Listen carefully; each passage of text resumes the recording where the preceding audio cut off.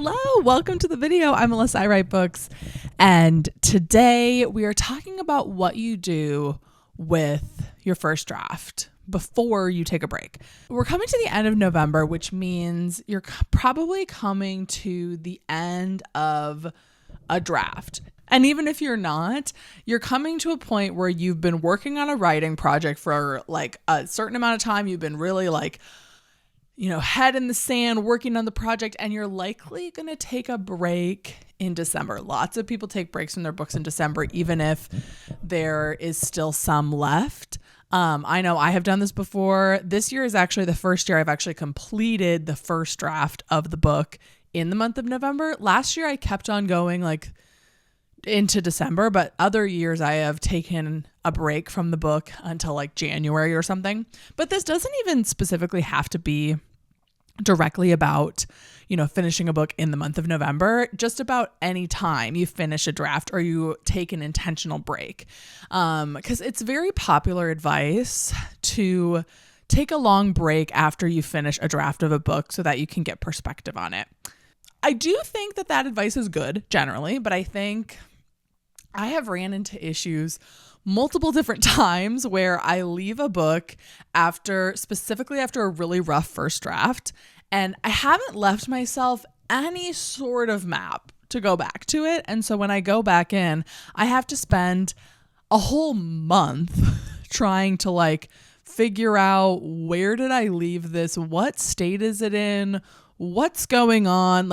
I don't take a lot of time after finishing the mad dash to finish the draft or to finish the 50K or whatever word count you're going to before putting it on the shelf. I never take stock and figure it out. So this video is things that you can do to help out your future self before you put a book back on the shelf. So the first part, I'm just going to talk kind of generally about things that I do, or I have never done this before, but I think it will be helpful to do before I shelve Sunshine for a few months while I work on other projects. Whether you're taking 2 weeks off or 6 months off of a book, I think it's helpful to, while you're in this state where you're so close to it, you've just finished it, you've just been working on it for hours and hours, to take stock and help your future self out. And it feels a little silly because it's we think, or at least I do, I know this book better than anybody. It came from me. I'm not going to suddenly forget the plot of the book. You will. You will forget the plot of the book or the character motivation or something. It might just be because I write thrillers that I run into this more directly. And I'm typically I have 3 active thrillers right now, one that I'm querying, one that's in a draft 3, and one that I just finished the first draft of. And there's a lot of motives and plots and characters and people. So especially if you're writing a lot of books in a similar genre, and they're all in different stages, it's so easy to lose sight of specific elements that you were so sure you were going to remember. And so my first tip is, as you're writing, keeping a running notes document of things to remember later. I have a notes doc like this in my Scrivener I think it's called Questions to Ask, or the truth. I have a few different documents where I'll throw in I don't know the answer to this question. I need to figure this out in the next draft. Put this in there, And so doing that as you draft can kind of help out later. But if you're watching this and you happen to stumble across it, I'm assuming you just finished a draft and are about to put it away. So here's a couple things I would recommend. So the first thing is to write do a little reflection. Whether you're going for I hit 50K and then I'm going to leave my book for a little bit while I go on holiday, or you finished a first draft or a second draft or a third draft, honestly, and you're going to set it on the shelf for a couple months while you work on something else. Do a reflection. So I initially got this, I think, from the NaNoWrimo website, believe it or not, where you write out a list of all the things that you love about the book. So some strengths, and then also just generally the weaknesses. This also helps me feel much better about the book and is very cathartic because, especially a first draft, I'm pretty much only thinking about all the things that are wrong with it. And so having this reflection that's here are things that I think I did really well, and here are things that I for sure need to go back to in the second draft, or the next draft. It doesn't need to be specific action items. We'll get there. But just kind of a general reflection. That kind of reflection can help you actually put your book on the shelf and leave it alone for a little bit. So you've gotten some closure on, how do I feel about this book? How did it go? Where do I go from here before moving on? And also it's kind of a fun keepsake. I did this with my book I wrote in college, and I actually just was going back and rereading like how I felt about that book. And it's funny to think now because of all the changes it's undergone. And if you can do that however you want, you could address it to your future self, like you open it at a certain time, or you can just write it and throw it away and just keep it in your brain. But that's the first thing I would do, is whether you write or just like, you could just think about it if you want, but like talking about remembering what you like and what you want to work on for the next draft. So next this is the part where we're really setting ourselves up for success. With Gas Station, I, after writing the first draft, intended to go back to Gas Station like right away in January. And what ended up happening is I ended up doing like a bunch of copy and line edits on a different book. And I didn't go back to Gas Station until, which is a book, it's a project. It doesn't have a title, it's fine. I didn't go back to Gas Station until April, I believe. And so it took me like rereading and going back in, and I forgot where I had left it and what I even intended to do for the second draft.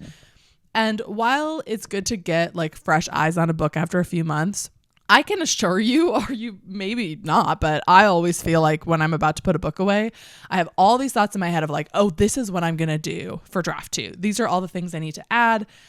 This is what I need to do. So making a plan, taking like a couple hours and making an action plan of what you're going to do with this book for the next draft can be really helpful. So for example, my action plan is actually going to be a little bit more in depth. I'm going to be spending the rest of November. It's the 27th right now. I'm going to spend the rest of November making this action plan. And for me, I'm actually going to be, since I pantsed a bit of this book, it was half outlined, half pantsed, it doesn't matter. I'm going to take the Save the Cat beat sheet, which is like an outlining structure that I use, and I am going to plug in what exists of the plot right now into that outline and see what I'm missing, what new scenes I want. And so in this outline, I'm going to have one color for scenes that already exist in the book. And then I'm going to have a different color for new scenes I need to add in, new character arcs I need to add in into the structure of the Save the Cat. So that when I pick it up in whatever month I go back to this book, I can see clearly like what already exists, what do I want to add in, and I'm even going to try to write detailed bullet points of like what happens in those scenes so that I can go ahead and write them right away. And so that's part of my plan. I also am going to have like a mega list of questions that I still have about the plot, or questions, plot holes, things to fix, whatever you want to call that, but things that I want to make sure and go back to. So some of my things are like solidify Greer's motivation, right? Or make Elias likable in Act 1, or why did they do this in the first place, or what is this person's motivation, or how did they really escape this room, and making a master list of those questions. You could even go further and like try to put an answer of like, I think it could be this, like these are some options that I have, and just really organizing that for yourself. And what I'm also going to do, this might be a little bit of overkill, is I'm going to make like a instruction manual for draft 2, Alyssa, because oftentimes the way that people, myself included, start a second draft is by reading through what exists of the first draft.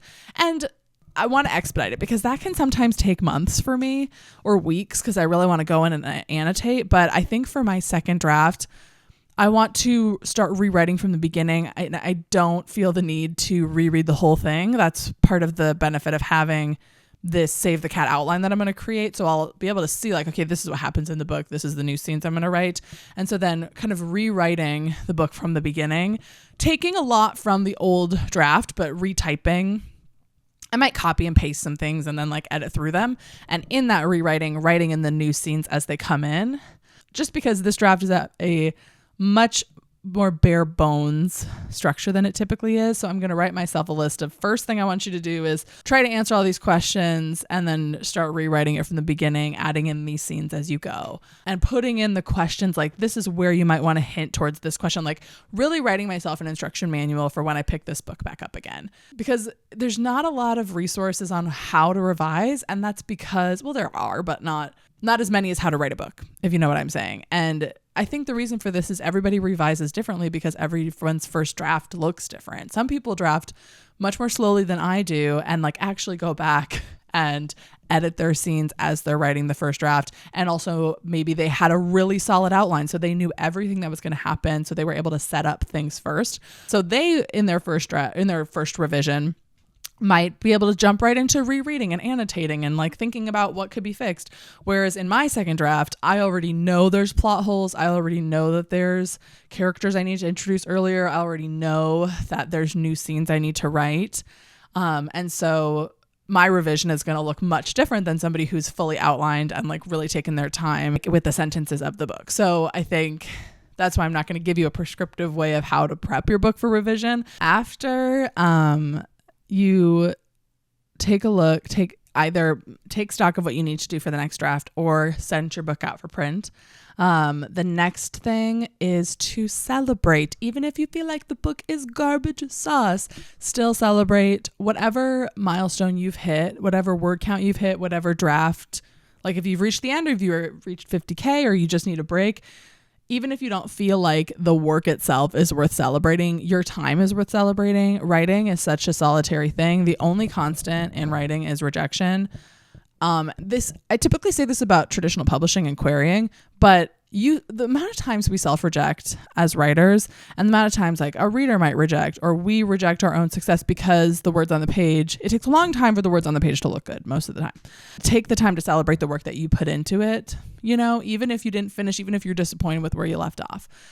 Whether that means, having a little beverage, going out to dinner, reading a book you've been waiting to, watching a show you've been waiting to. Do something to mark the occasion, because publishing, writing is a long game. So you've got to have water cooler stations in the marathon. Okay. You got to celebrate each mile. Apparently we're doing a running metaphor now. Anyway. And then the last thing is to take a break and decide, just listen to me. Decide when the break is going to be over before you take the break. Otherwise 3 years will go by. Okay. Decide, I'm going to take a month off and put it in your calendar. I'm going to take 3 months off, put it in your calendar.